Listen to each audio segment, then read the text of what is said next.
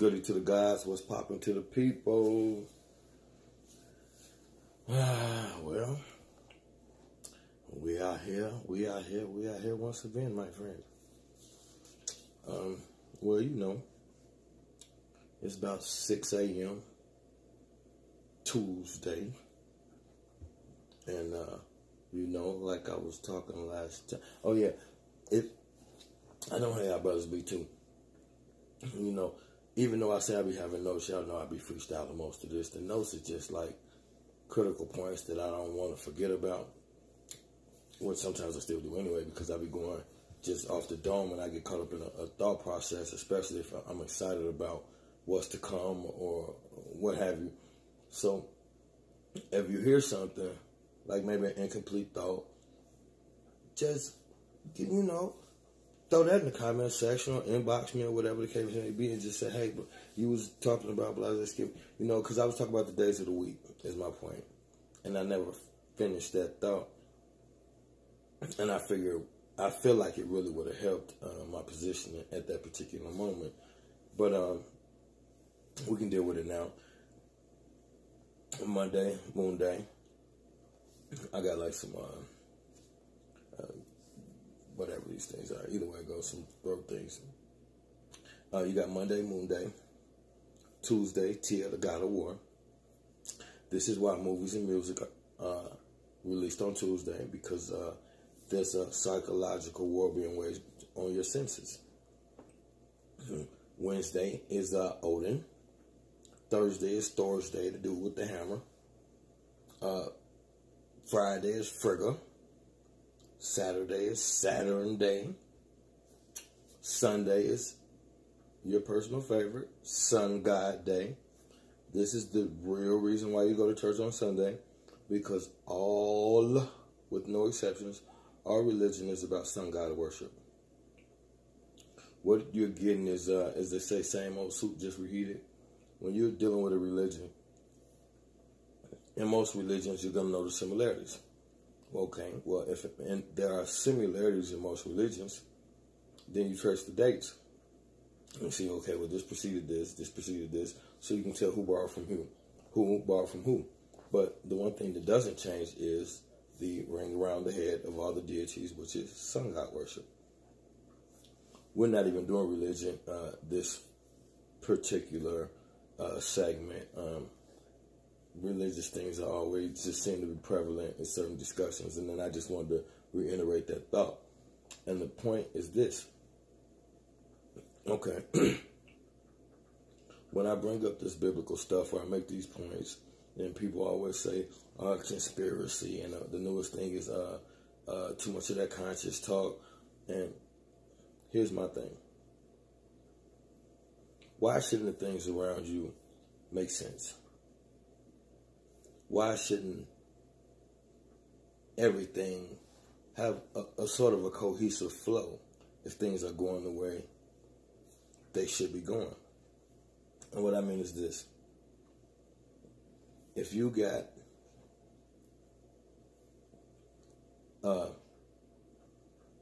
religion that I just broke down in the last lecture I did, I made the correlation between Constantine, the Council of Nicaea meeting, the New Testament, the connection between the fact that we're governed by a set of laws called the Constitution, and we are a Christian-based society that heavily pushes the King James Bible, which is a Constantine construct. And in addition to that, every day of the week is named after a Roman deity. Now, I could say all of this to you all.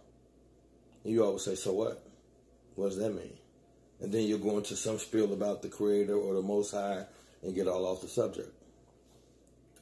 My question is, why? Why does that happen? I'm going to answer that. So the question was proposed. which is more pertinent during these troubled times? Should we be in the face of the youth more concerned with steering them in the right direction, or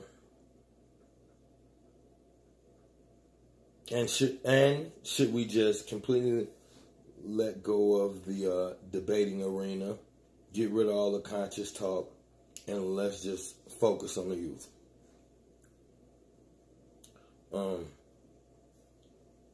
If you don't put thought into it, the surface answer is common sense. It would appear, of course, focus on the youth. And I hear people say a lot of times, debating, nothing gets accomplished, turns into arguments, causes dissension. And, well, I'll say a couple things from my perspective. I learned a large percentage of a fair amount. I won't say a large percentage, but I learned a fair amount of what I've learned from watching debates, reading about them, watching them more so. And I don't think first and foremost, I don't think there's anything wrong with the competitive spirit. I'll start by saying that we compete at the wrong times and lack competitiveness at the necessary times. So I don't really have a problem with that. That's the one reason why, even though I see all the negativity in sports, it's one of the main reasons why I still support sporting endeavors, because of that aspect of it. But now, here's my position. I'm all for teaching the youth and focusing on the youth. But teach the youth what?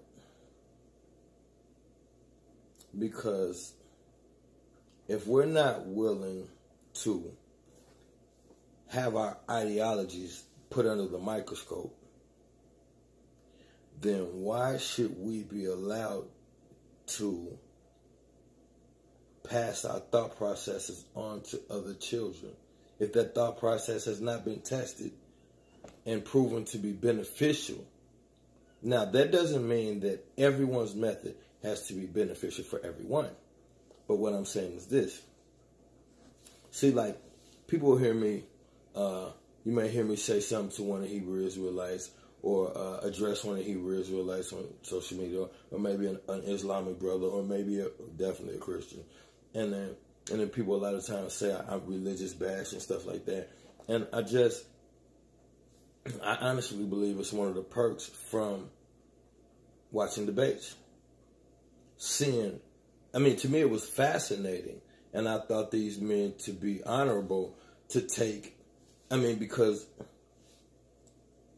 don't get it confused. The scholarly realm is like for me, is the equivalent of like a modern day rap battle. That stuff get millions of views. People love it, and they're extremely aggressive to the point where they say the most heinous thing is the rulers. You just can't touch the dude. And this guy's all up in this guy's face, just saying the roughest stuff ever about your moms and all that. Your wife, your dog, whoever, grandpa, whatever they could think of just to get a rise out of you. And that culture is accepted, pushed forward, and say, yeah, these brothers just, trying to make a living the best way they know how. This is an art form. There's a million reasons why we excuse this behavior. So why can't two scholars do it? Or 3 or 4 or 5 or 6 or 7, or a room full of scholars, pay-per-view, while everybody's watching the same way they do the rap battles?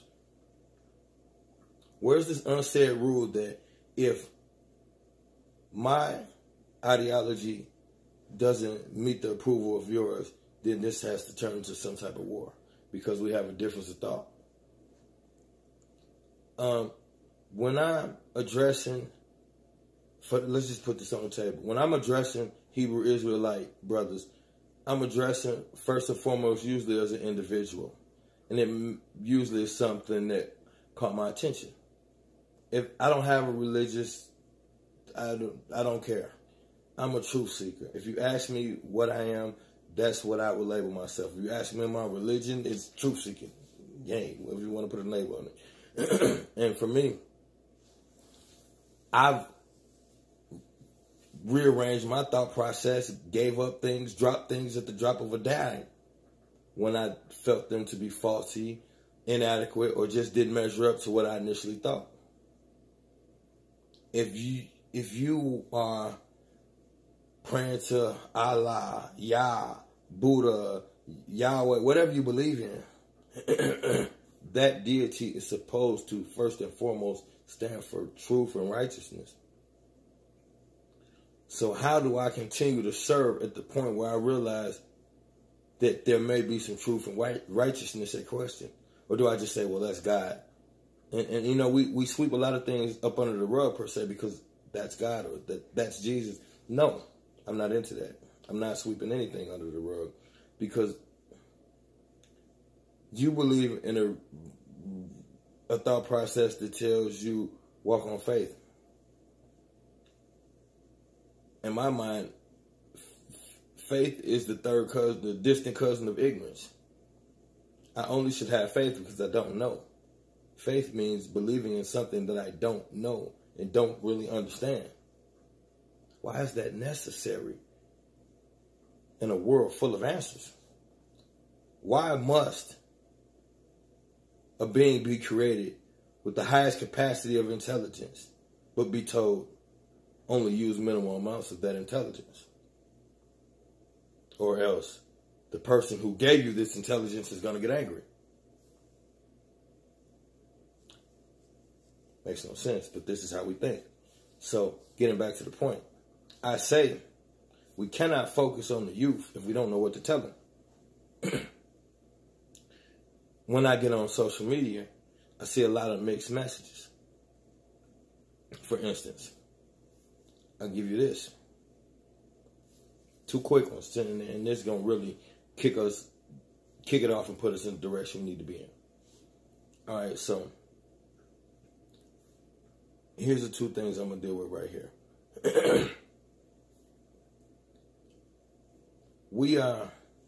You hear people say all the time, color don't matter. And in the same breath, if you ask that person, is God perfect? They'll say yes. I've never heard a person where you say, is God perfect? A person that believes in God. If you ask them, is God perfect? They'll say yes.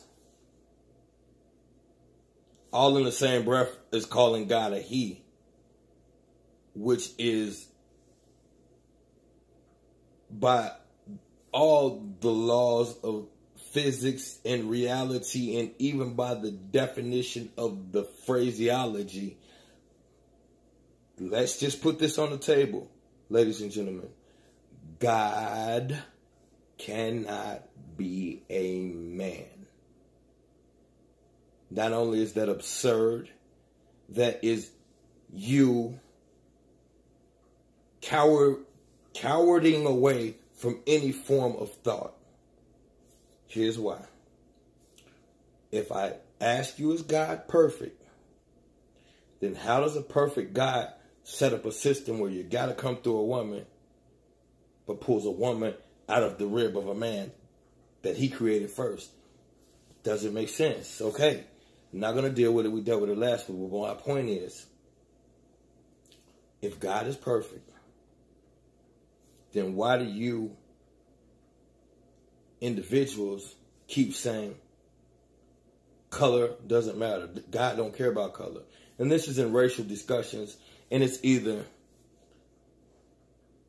white people saying it to feel better about the bullshit that they're ultimately accused of, which we're going to deal with that too, or black people saying it to try to sound smart and make it seem like they really don't care, when most black people care about color. It's damn near impossible because you live it.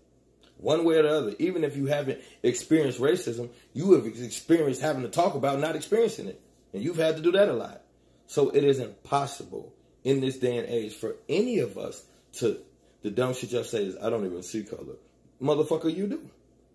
Because you don't tell the same jokes to your white friends as you do your black. You just can't. Why? Because your white friends might not understand it the same, and vice versa. The cultures are different. We're raised by different people with different mind states. Most of our parents were pretty fucked up on both sides. So, yes, you fucking do care about color. If you don't, you're stupid. And God cares about color. You want to know how? Why are people different colors? And I already know the fancy people are going to say, because you get the real intelligent dudes right now, they just feel like, oh, I got him, son, I got him. Hold on, son, let me take this one. And he going to say, this dude, he don't know about evolution. He don't know about how they started with the black man first, and the white man got trapped in the ice age and lost his pigment, and that's why his nose is slim and his lungs doesn't answer the question. You think it does, but it doesn't. If God doesn't care about color, why are different people different colors? And it ain't because of no fucking evolution or no fucking ice age. Excuse me, granny. Why? Because why even create a process that allows for color change if color matters? If it's all about one color, God don't care about color. Why not just everything's the same? Why even create color if God doesn't care about color? Think about what y'all say sometimes. You ever been to a flower garden? Family, it's 77 colors alone just sitting there looking at you and all different kind of petals. The Creator cares about color. So hopefully we won't have to deal with that anymore. But here's my point. The point is not that, because that seems simplistic in nature. The point is, why do we say these things? Why do we say God is perfect and then call God a man, knowing that everyone you've ever laid your eyes on came through a woman? So why would God do this? Why would perfect God do this?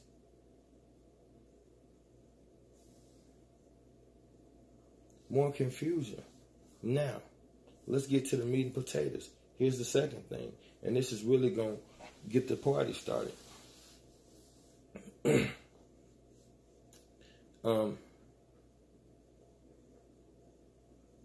And the whole color thing came from, just so we don't pass over that, I want you all to know what even prompted this whole discussion was the MLK thing.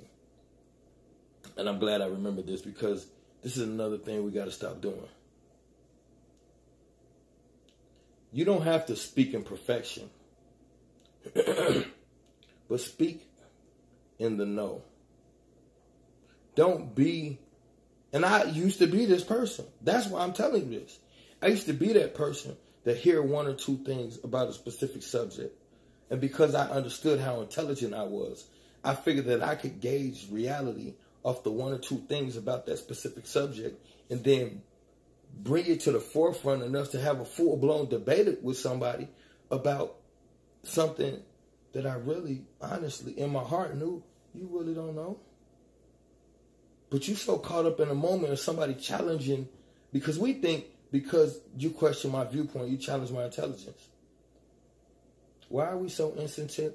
Why are we so insensitive? If you ever see me on social media and you read my back and forth with people, you will see the way I approach it. I often let people deal with their own logic with the words that they say. Your words will trap you. In the middle of a discussion, a brother told me, I don't know him well enough to judge him, he has 120 IQ, and so on and so forth for some more stuff. During this whole paragraph or two where he's saying what he's saying to me, he's misspelling damn near every word. The sentence structure's all off and stuff like that. Now, maybe I noticed this because I'm a writer. And a lot of people just like get such I'm from the streets, but I'm not like, and not even that, I won't even say that. Most street dudes are not what y'all think. Stop letting that, cause he from the hood and he speaks slang, make you think you dealing with an idiot. Man, I told you all, most street dudes are way above your average college guy. He may not know book terminology, but the IQ level, because in the streets you can't really afford to miss things. So you're getting basically like a high level military training coming from the average ghetto in America, just on instincts, what and what not to do to survive, survival instincts. So not to praise, put down, or whatever. I'm just saying, your words will bury you. Be careful with thoughts of things. You can't tell a person how intelligent you are while contradicting things that you said and misspelling things. And the whole thing was about MLK. I thought that what the brother put up, I really actually, and I can't think of the brother's name, and I probably wouldn't say it anyway. I don't like name calling and stuff like that. But the brother, he brought forth a real good thought, and the way he put it on Facebook was basically like he heard some things about MLK, basically not really being for the people, working with the government, and integration, really being a government employee, has anyone else heard things of this nature, true or false? The way the brother expressed himself, he didn't come off trying to appear to be highly intelligent or derogative. He said what he heard, appeared to be curious, even if he intentionally placed the question that well, it was placed well. He appeared to be curious and wanted the thoughts of his peers, even if just to see where the dialogue would take him. I still think it was placed well. But now, as I read down the thread, there's so many brothers and sisters that jump in, and I'm big on this, kicking knowledge as facts. And you could see from someone who is not the smartest guy in the world, but I just research things that interest me, especially if it's about my people. So something of this magnitude, to me, I don't think there is a black person alive that should not have looked into it. And I'm going to tell you why we didn't. Like, you could hear about Dr. King, the civil rights movement, and how important it was in a moment in black history. Of course, you're going to feel that way because it was drilled into your head your entire school life. When do we ever question anything? First of all, because we believe color doesn't matter, we don't like to feel uncomfortable. If you're black, African American, whatever the case may be, you don't like to be that one dude that's always talking about color, especially if you have white friends, white associates, business partners, job, boss, whatever. So we go out of our way not to be put in that category as the angry black dude who's always talking about white people this, white people that. And in doing so, we are quiet when we shouldn't be. For white people, and the average white dude, it's not like the dude that you see on them old Klan pictures that can't wait to hang a brother. I mean, like, we live in a day and time where a lot of black and white people kind of grew up together. We went to school together, and it's like you always had those moments where kind of the black dudes doing their thing and the white dudes doing their thing. But I'm from Wisconsin. We always mixed and had white friends, and that maybe that's privilege or just I won't say anything's a privilege. I will say that was just my path that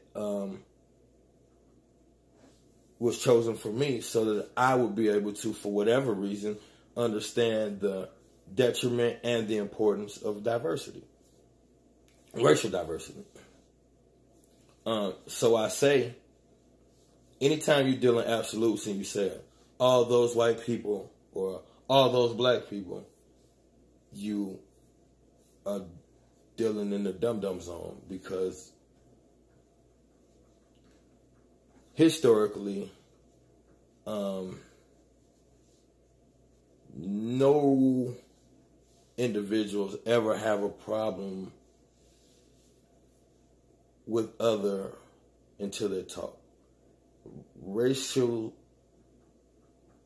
division and racism, as they call it, which that's not really what it is, but discrimination, racial discrimination is what we'll call it. Racing is a race, so racism, in the term that you know, it doesn't even mean that. That's another ploy. The correct term would be racial discrimination. Not liking you because of your race, or a color discrimination, however you want to. So either way it goes. When you start thinking like this, it's a construct. It's designed that way for a reason. So my point is, why are we knowing things are a certain way, feel it on our insides that it's not right, but nobody is brave enough to stand up for it? If you were a group of white guys, and if you're a white guy, most of your friends are white, but you got a black buddy or two, or whatever the case may be, you just really could care less about race, and you got black friends or whatever.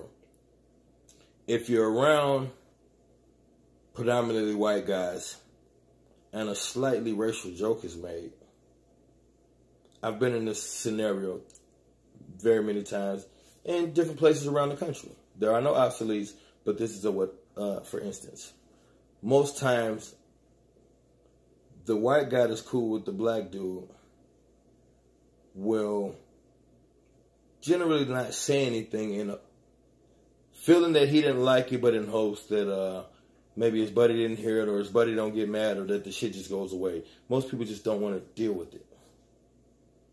So then I blame the white guy equally. Why do you continue to say, I'm not racist, but you don't do a fucking thing about racism at all? If you'll say, I got no problem with black people and racism is dumb, why don't you spend every free moment you have fighting it?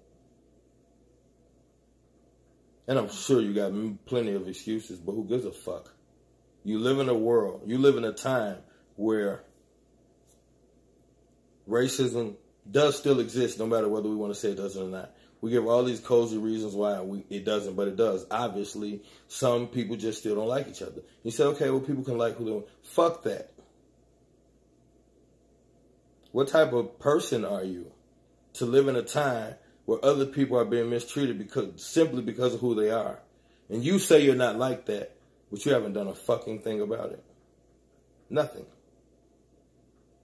And we all know, when we all get in our personal little corners, we say things that we shouldn't about the other race.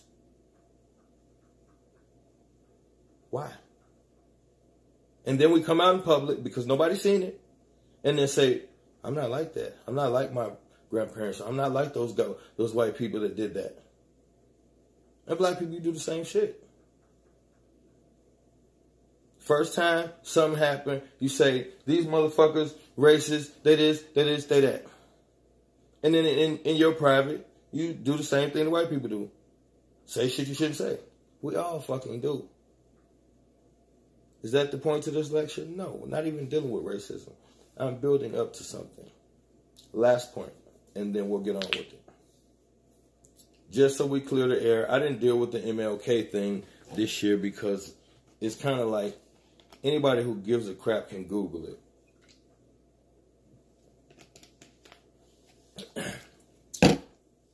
There is a such thing as secret societies. Let's just get that out. There's no freaking conspiracy theory. What do I say at the end of my lectures or at some point? Knowledge is the only real power. Truth is the only real currency. Why do I say that? Because it sounds cool? No. You've always heard it. Knowledge is power. How do you think those that have ever controlled the world, past, present, and to come, how do they do it? With knowledge. How does anyone control anything? Because you have to be more smarter than the people who are up under you. How do you run a company? Not by being the dumbest dude in the building. You have to know the most about the company. Then you bring on other people who know less than you to fill a void. This is the way of the world we live in. Knowledge is power. So I say that to say this. Ever since ancient times,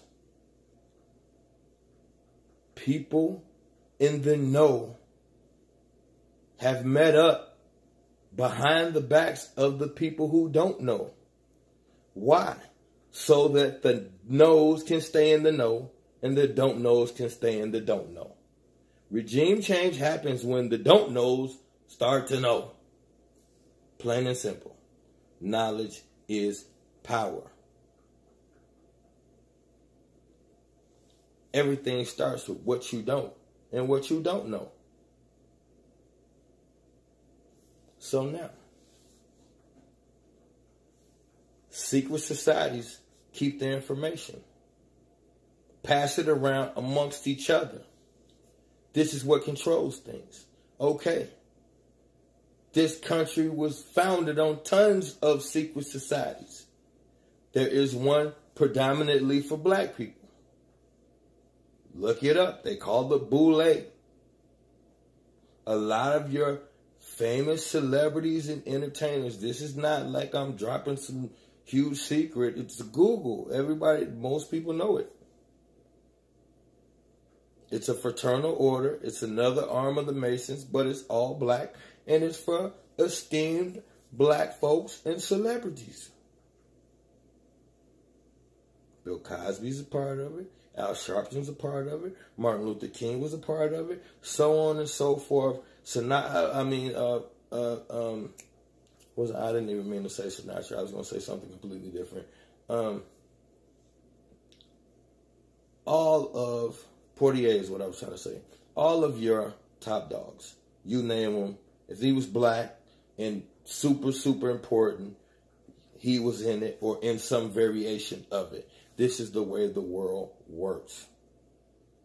So, if you are part of a fraternal order, which they all are Greek,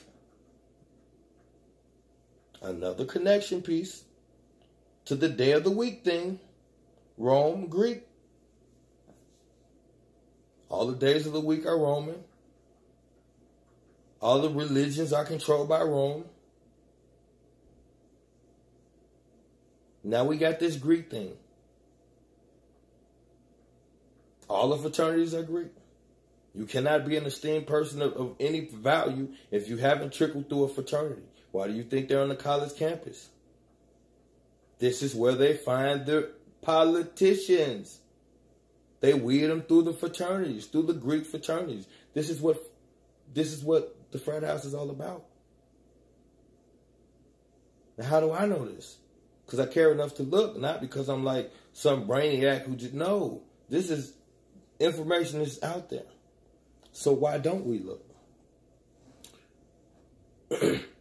Why is it so easy for us to know something is wrong, but not be man or woman enough to get off your ass and do anything? You know racism exists, but you won't say anything. Black or white. White people, I blame you all a lot. You talk that I ain't racist shit, but you don't do shit. Nothing. Now, I ain't saying the ones that do. Because I know a lot of this, that's what y'all don't understand with this whole, and I value the term pro-black. But sometimes we take it too far. Do you know how many things couldn't have been pulled off if it wasn't a couple white people willing to die with us? How do you infiltrate? And vice versa. We was willing to die with them and for them first. So, yeah, there is a limit to blackness. There is a need for separation, but not for hatred purposes. Because it's just like being in a relationship. You could love the shit out of a woman, and if it just ain't working, y'all might not just pull apart and get your shit together. We don't have to hate anybody to move around and get our shit together. Why is everything so personal? The white man, the devil. The devil don't exist, dummy. So now what does that mean?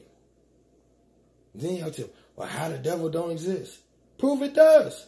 You can't. I know you can't. You can't prove shit. You just say shit. But you won't look into nothing. Prime example. And this is what bugs me about religion. And this is the statement I made on social media.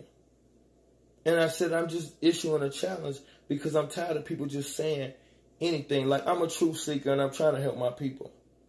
After a while, it gets frustrating when you got these certain individuals, and I'm not pointing fingers and I'm not mad at anyone, but dudes is just steady just saying things to get a rise out of people that really hold no validity, that they really haven't looked into.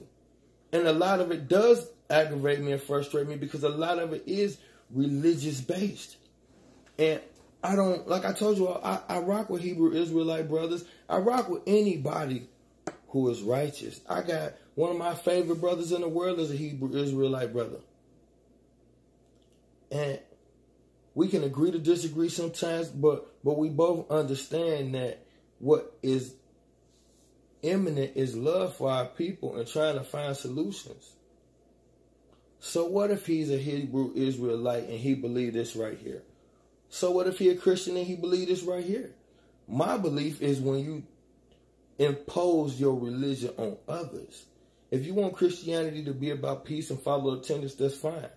But don't tell me some white dude walked on water and he gonna come save me. Because I got a problem with that. Because now you got my people waiting for saviors that are not coming. Yes, I said it. Jesus is not coming. And I can prove it. Because you don't even know his name. So, enough of that. It's like I said with the youth. We can't focus on the youth with all of this separative thinking. And that's what we're going to call this lecture. And I'm going to prove to you that our entire existence from the day you enter this planet is designed to create creatures of separative thinking. So, if you're monotheistic, then you believe that there is one God and we all come from the one.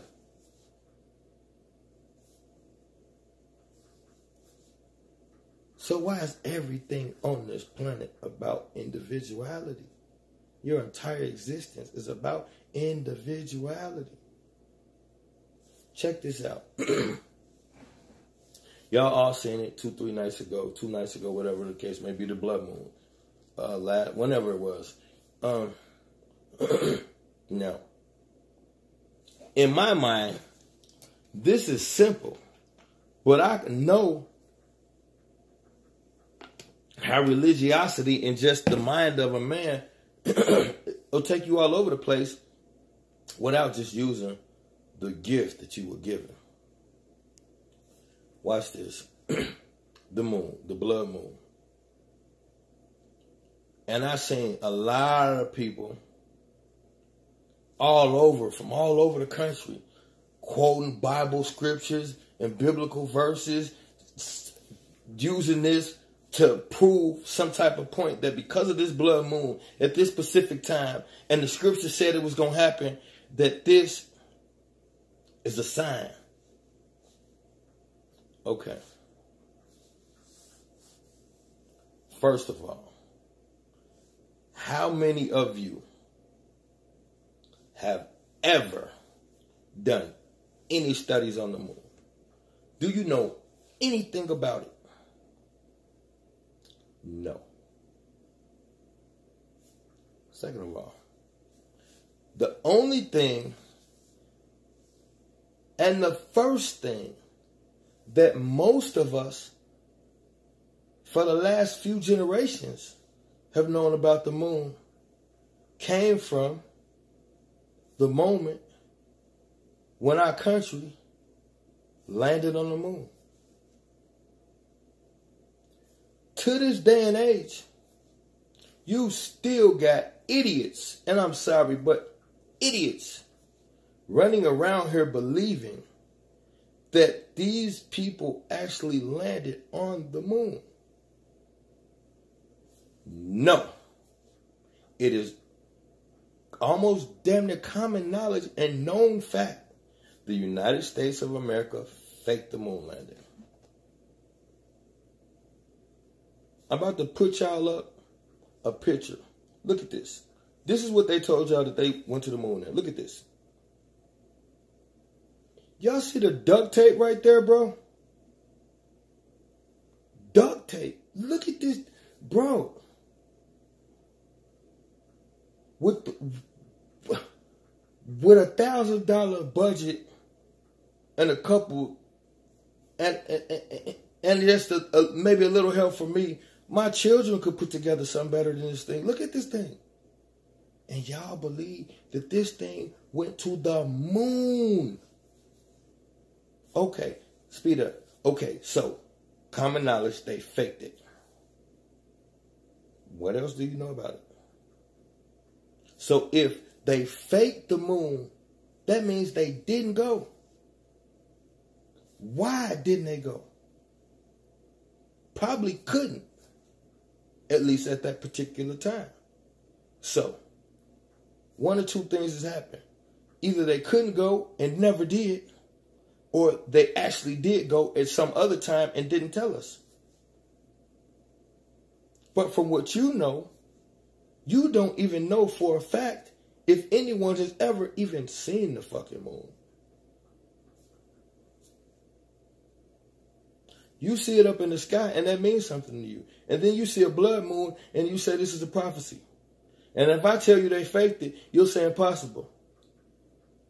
But they can create a fucking hurricane. Do you see how y'all mind work?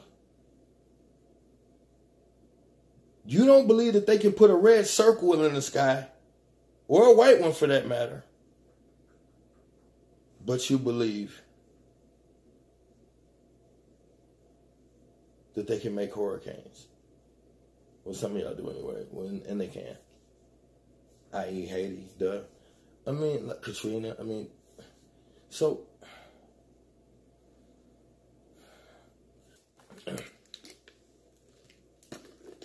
All right. Back to this, because it's about to get good. Separative thinking. This is what we are victims of. None of you ever seen the moon. You don't even know it exists, and you can't prove it. Now, check this out. So in Who Built the Moon, like I say, I do recommend it. The way it looks at the anomalies and everything, and the connections between these three bodies. And these mathematical, geometrical connections only apply to these three bodies in the solar system. They don't play out against the other planets, just these three. And the moon is so perfectly positioned that because of where it is, when we have an eclipse, it is the same size as the sun. That's why we have the eclipse. And the authors of Who Built the Moon say this: the moon is bigger than it should be, apparently older than it should be, and much lighter in mass than it should be.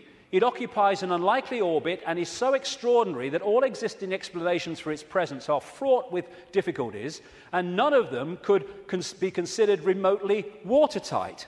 When you go on and you say, where'd the moon come from? You get this story. And like so much in what we call science, that people take it as fact, it's actually a theory which repeated becomes fact. But then you go back and you find that it's a theory. And the first one is the moon was created by what's known as the whack theory, or the big whack theory. And that is that a Mars-type planet came in, smacked the Earth, great chunk came off, and became the moon. When the physics of that didn't work out, they came up with the double whack theory, where the Mars-type planet hit the Earth, bit comes off or whatever, and then the Mars-type planet thinks, well, I'll give him one with the right, I'll give you one with the left, comes back and whacks it again, the old 1-2. Talk about bloody desperate. And the truth is, and honest scientists will tell you, they have no bloody clue where the moon come from, and it shouldn't, by physics, be there.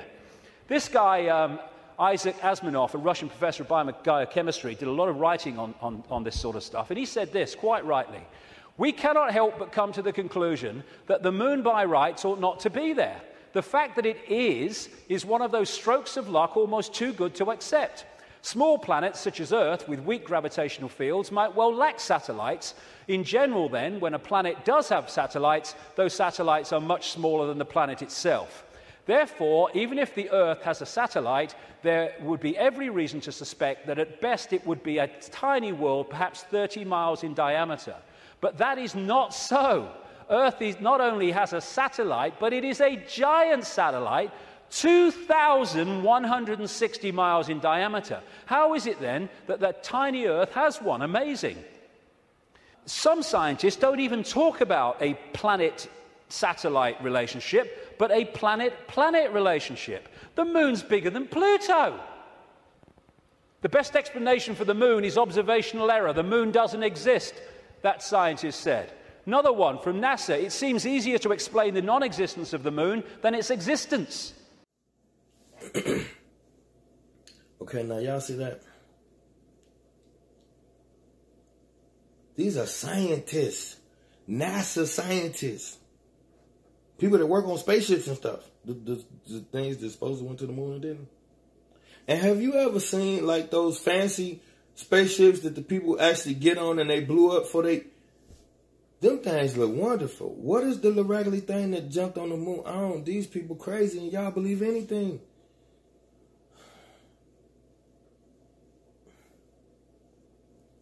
These are scientists that work for NASA. They say it is easier to explain the non-existence of the moon. The other person said the coordinates are impossible for it to be what they say it is and where they say it is. Now, is this a reputable source?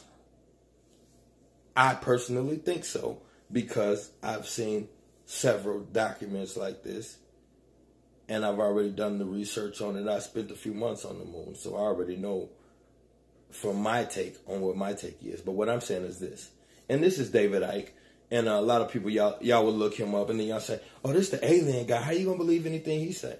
Well, if I ask most of y'all one-on-one, do you believe in aliens? Y'all will say, well, it's got to be something out there.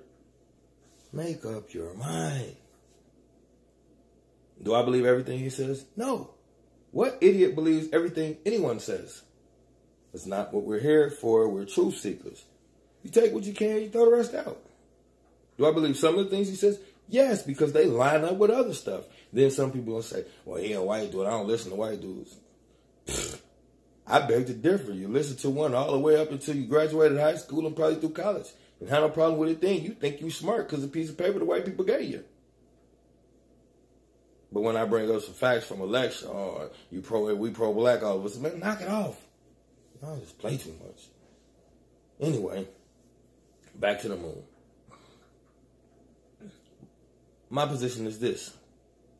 Do I know if that is accurate? No. But it raises a question. A potential possibility that something is not right about the moon. And when you got all of these things adding up, then I say, wait a minute.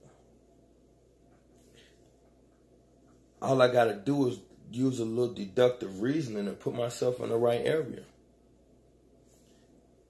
This is a sun planet. Check this out. I Google, look at this. I Google, wait, here we go. I Google how hot is the sun. Bro told me at the core of the sun, gravitational attraction produces immense pressure and temperature, which can reach more than 27 million degrees Fahrenheit, 15 million degrees Celsius. I'm going to be honest with you. I don't even know what that means. I'm going to say it again. 27 million degrees Fahrenheit. Bro. When they get 100 degrees outside, the ladies come outside there and they're naked, and dudes be like, I ain't even going out till the sun go down. 27 million degrees Fahrenheit is how hot the sun gets. And y'all believe that a meteor can come through and crash on the earth.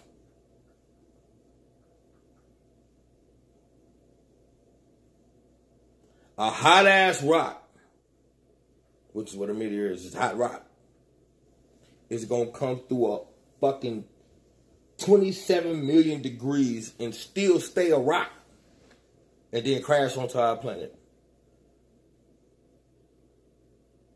Now y'all saying, what the fuck does all this have to do with anything? It just shows the way your mind works. You accept anything. The sun is 27 million degrees. Ain't no rock just finna fall through all that damn heat and hit the ground. But you believe this happens because they tell you it happens. Why? Why you go to school and you got 7, 8 different subjects, taught by 7, 8 different teachers? Individuality.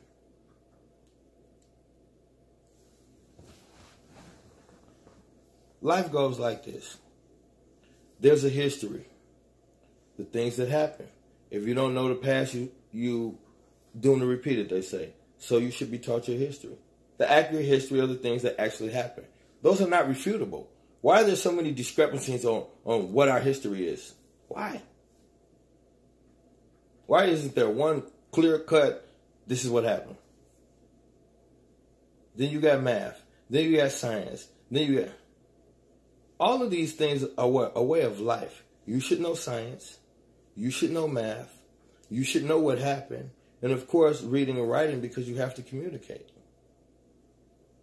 Why isn't this all taught in one classroom with one fucking teacher? And when one teacher get tired, another teacher can rotate right in front of that same class with that same subject.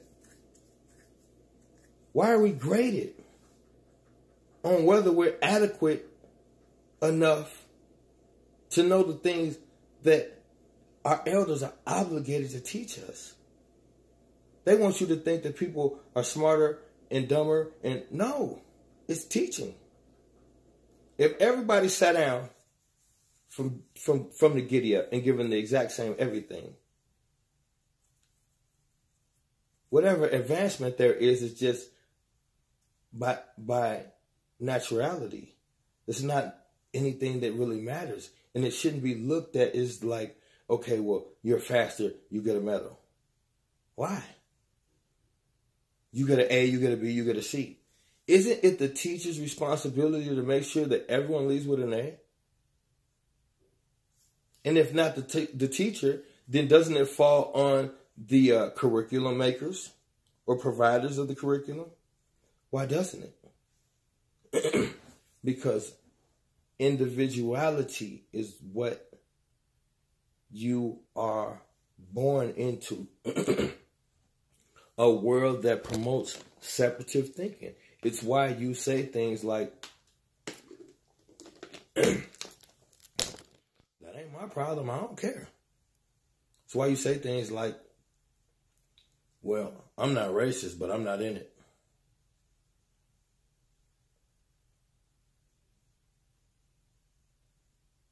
It's why you say things like, I know black people shouldn't celebrate Christmas. That's the white man's holiday. But I just do it for the kids.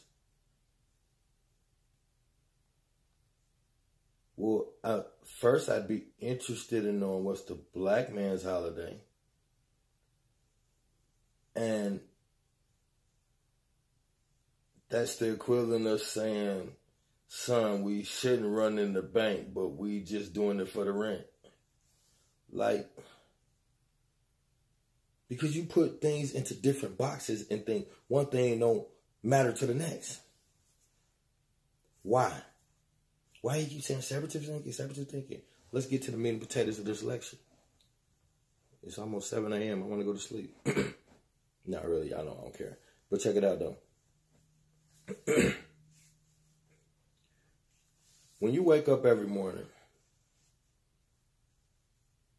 what do you wake up to? You take your head off of your pillow. It's a little box. What is the mattress you sleep on?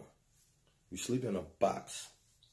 How about the dresser and the nightstand that holds your car keys and the things from last night? It's a box. Drawers. Boxes. Turn on the television is the first thing most of us do. What is your television? It's a big-ass box. What about those of us who play the video game? You turn on the video game. Everything is sectioned off in little boxes. You turn on Netflix. A bunch of little boxes. You walk into your kitchen. Your cabinets. Little boxes. You go into the bathroom. You walk through a box. Starting to get the picture here. Your refrigerator, a box. Freezer, box. Stove, box. You get into a vehicle, what is it? A box. You roll down the windows, box. Oh, this nigga tripping. No. You all don't understand the importance of power and control. Think about your household. Let's simplify this. It's your house, you be quick to this is my house, I pay the bills, right?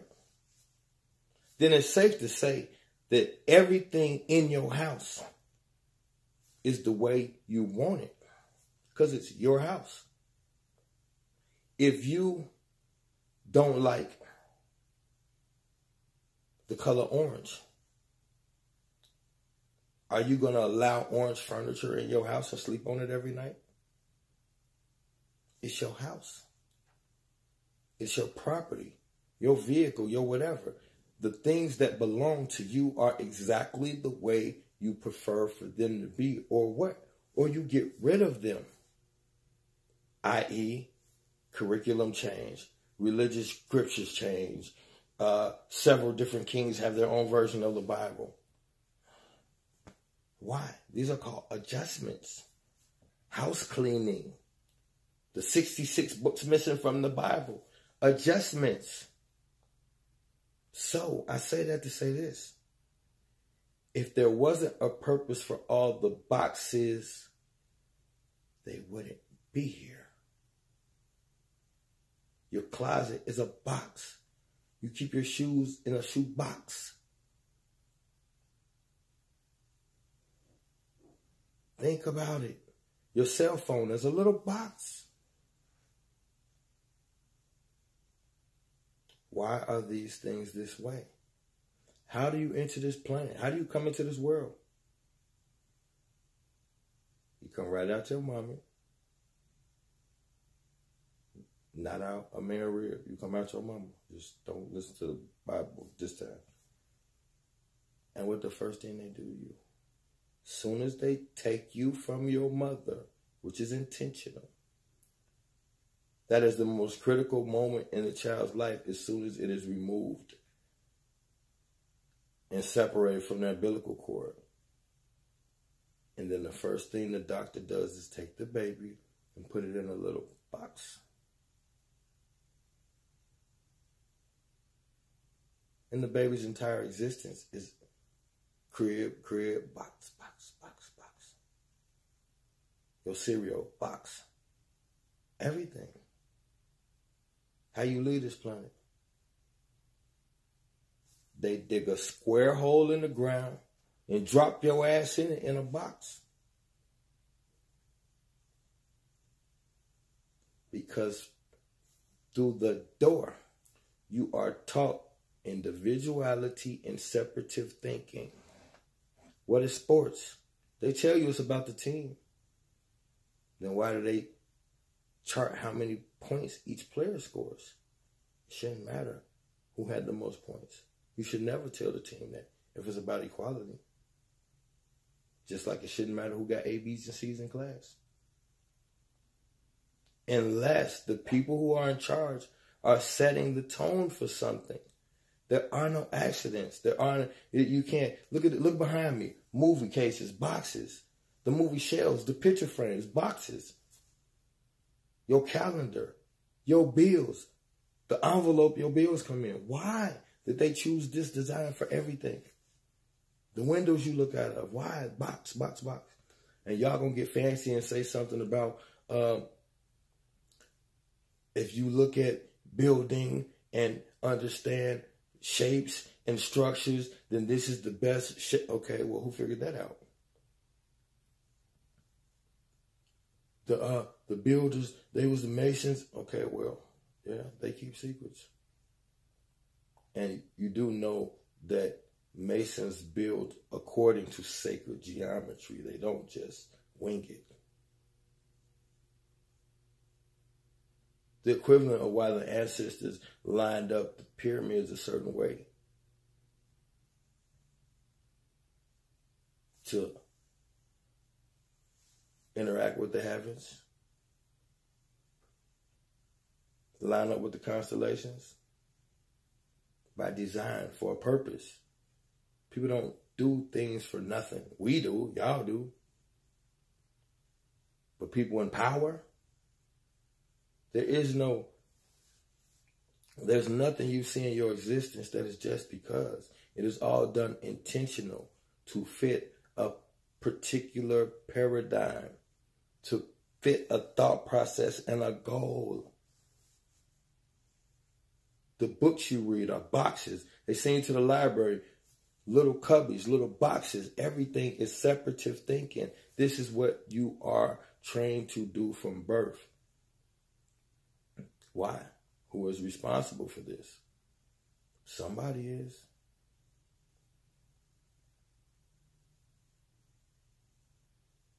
We have to start thinking outside the box.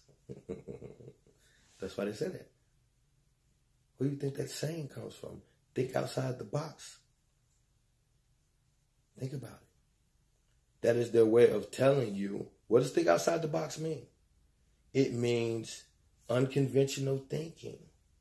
That's what somebody tells you when you're missing something. You can't put your finger on it, tell you, well, think outside the box. Why choose that phrase? Because the creator of the phrase understood the reality, our boxality of our existence. So that's what I'm going to ask you to do when you listen to this lecture. Stop bullshitting and think outside the box. Stop being scared of being corrected. That's cowardice.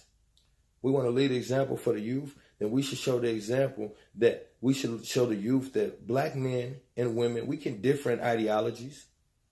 We can differ in approaches. As long as we don't differ in the ultimate goal. Liberation of us, then all. This is about humanity. So I said, I just want to free my people. Then what? Half of our people don't know what the fuck to do once they get free. That's another thing. Help the youth to what? We don't have any infrastructure. We don't got nothing set up. The economics, some of us doing pockets. They're talking about this, and then you hear the Israelite brothers, well, I'm from this camp, I'm from this camp, I'm from this camp. How you inviting people in and saying that we God's chosen and it's 197 different camps? Okay, which one of y'all did God choose? And every one of y'all will say we doing it the right way. How could I be a part of that when I don't even know which camp to go to?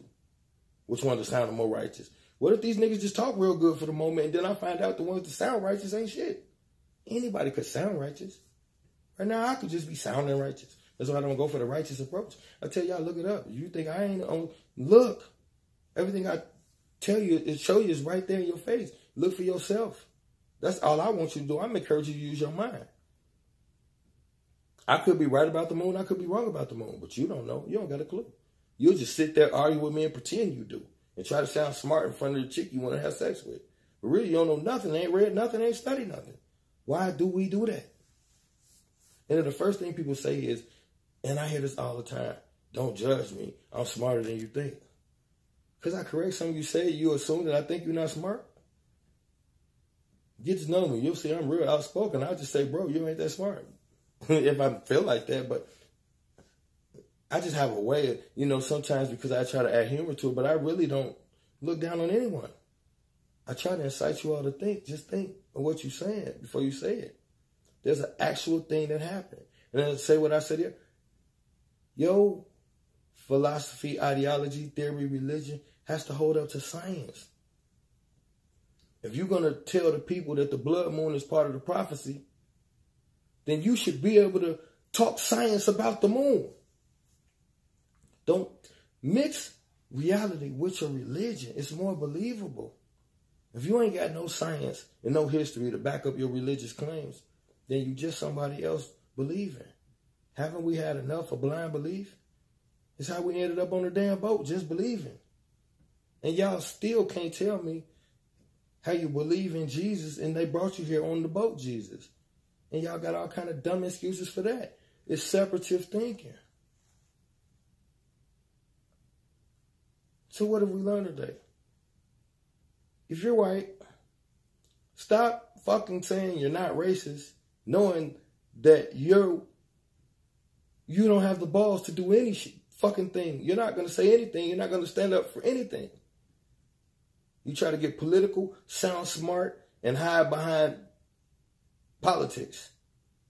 When really it's your inadequacy to get up off your ass, stand for what you really believe in. You say you're an American. You say you care about the country and you don't care about color. Well, the people who are in control of your country, they fucking care about color. So are you going to keep pretending you don't see it? Or are you going to grow a fucking pair, stand up for what's right, and tell every one of your fellow white friends who are not doing the same, hey, you know what? You're a piece of shit because you see it like I see it, and you're not man enough to say something or do something. And I'm not asking anybody to go out of there and do something radical and endanger their family. But when you understand that none of this shit really matters, then you understand that your family going to be all right anyway, because none of this shit really matters. You might as well stand for something. Even if you could just do the littlest. Start with your church. Start with people that you hear saying things that you know ain't right. Stop acting like it. Stop knowing Al Kelly piss on kids and say he could sing good. Stop with the shenanigans and then want to turn around and say somebody mistreating you. See, I'm on my people too. We be the first to holler injustice, but we don't want to do shit. And that's an overgeneralization, because there's a lot of Africans, black men in the trenches. Women too. Just like it's a lot of white people that y'all may not think who really is, and I ain't talking about no fucking Black Lives Matter either. Y'all can put on a t-shirt and support that and then tell me it's a conspiracy theory. Motherfucker, George Soros ain't no conspiracy theory. That's his shit, and he ain't us. So black lives don't matter. Just look. Live your life. Enjoy it. Love who you want to love.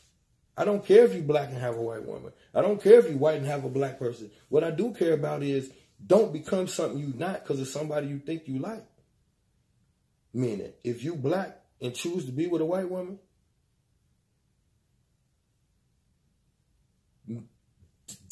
that doesn't mean you have to turn down like that and then just switch up your dress code and start going to the Bratfest and with the guys on Saturday. I mean, just be you, whoever that is.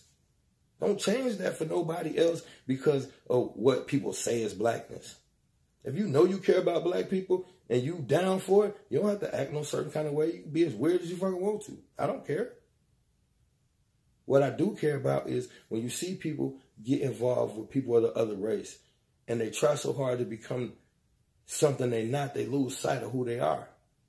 And none of us really know who we are. Separative thinking. I prove you don't know who you are. How you learn how to dress? Any of us. TV. The only reason why you wear what you wear, because your dress code is a combination of several people that you've seen and you like and admire. And you try to find the coolest way to steal their shit without them knowing it. And then you tell people, I'm original, I do me. Bro, every pair of jeans I buy, it's like 50-something pair of jeans laid out there in rows. I'm not naive enough to believe that once I bought my pair, they just took the rest of them and threw them in the back. So no, you bought pair number 37 out of pair 200 and whatever the fuck. We all do the same shit. Why? Because we get it from the tail live vision. Our entire identity comes from movies and music. And the movies and music are there to sabotage our brain because they come out on Tuesday to wage war on you. See how everything's connected, but you all put it in separate boxes. So you can't see what's going on because you got everything separate. You got to look in this box and remember what's in this box. No, it's all the same thing. Deal with it accordingly. I don't like Christianity for the same reason I don't like no other religion.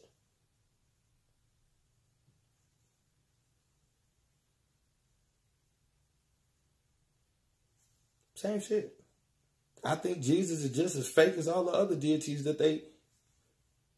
And I think that Jesus is just a carbon copy of the African religion.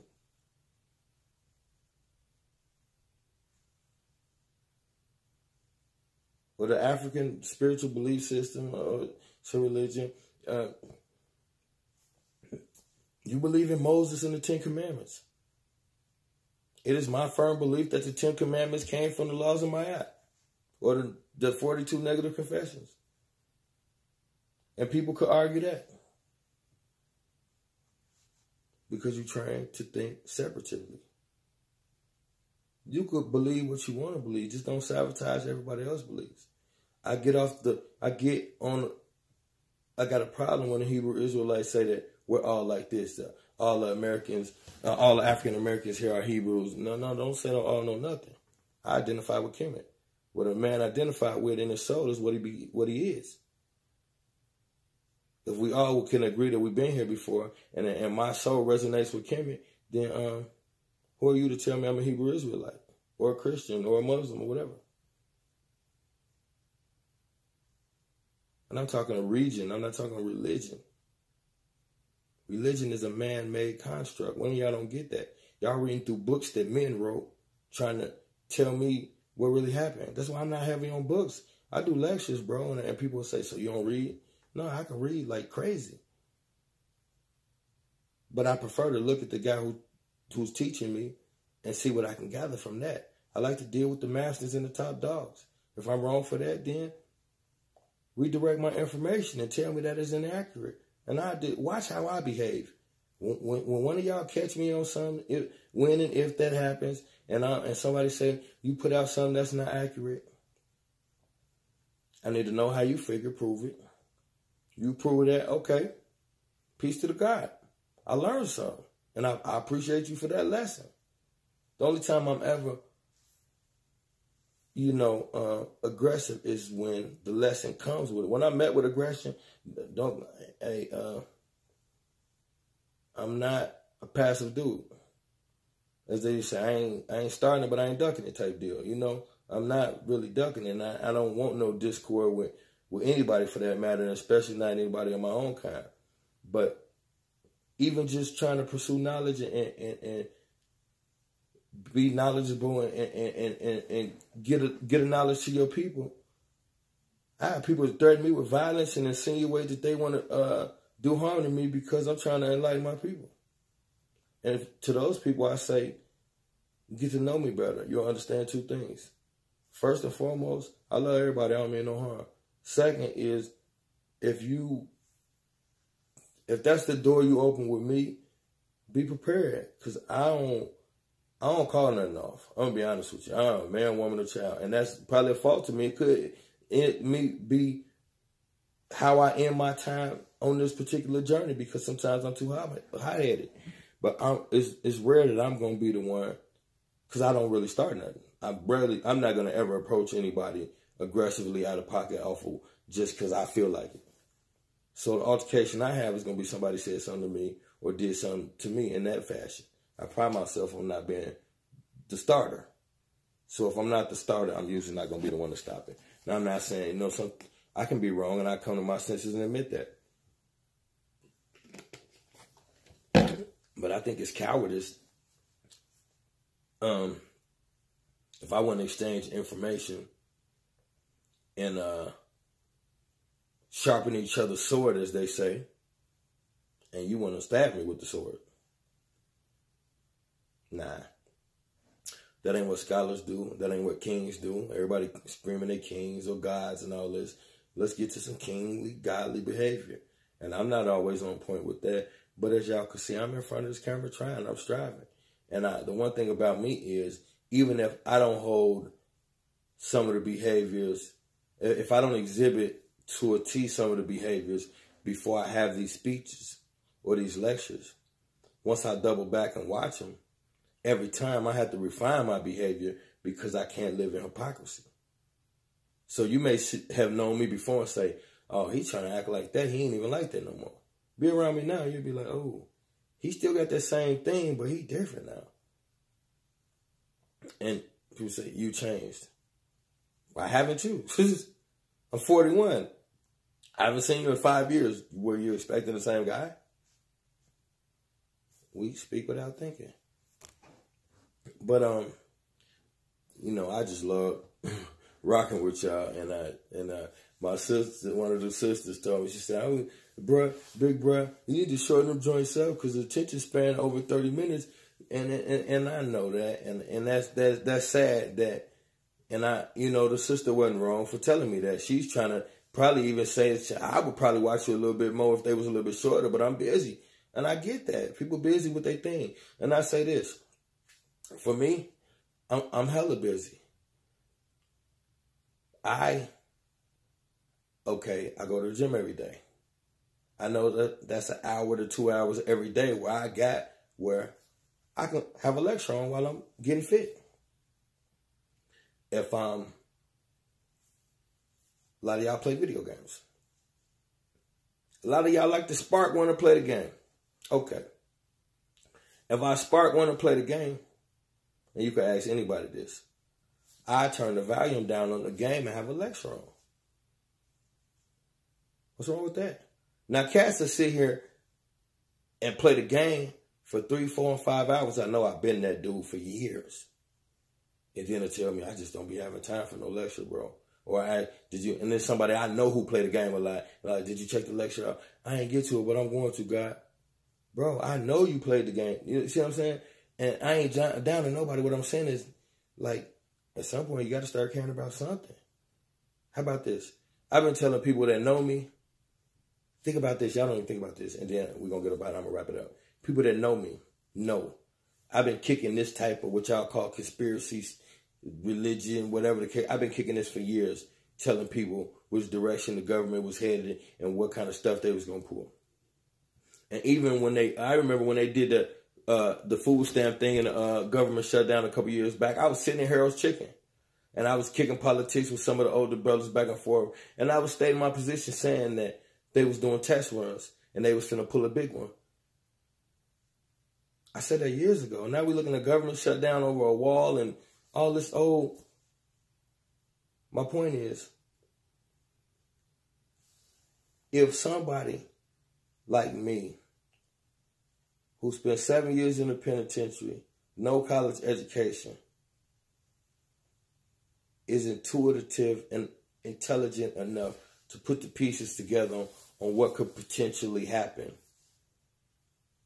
in a 2, 3, 4, 5 year time frame. I was kind of right back then. At least I had to be about some of this stuff, because look what's going on now.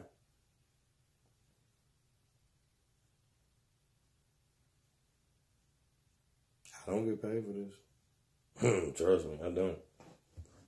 Why do I do it? Because I love y'all. And that's it, that's all. That's the bottom line to it. And that's like, you know, I said to another one of the guys, I'm a truth seeker and a warrior for my people. And I love y'all enough to put my life on the line, get absolutely nothing, because monetary gain means zero. I just be trying to pay my bills and have my kids enjoy life. Past that, people will tell you I suck with money. Don't care about having it more than what I need to enjoy life and make sure the people around me enjoy life. I probably do a lot better in life if I get the people around me rich, so that when I'm in trouble, I could be able to borrow a couple tickets. That's what it is with me, brother. Sisters, guys, kings, queens, you know.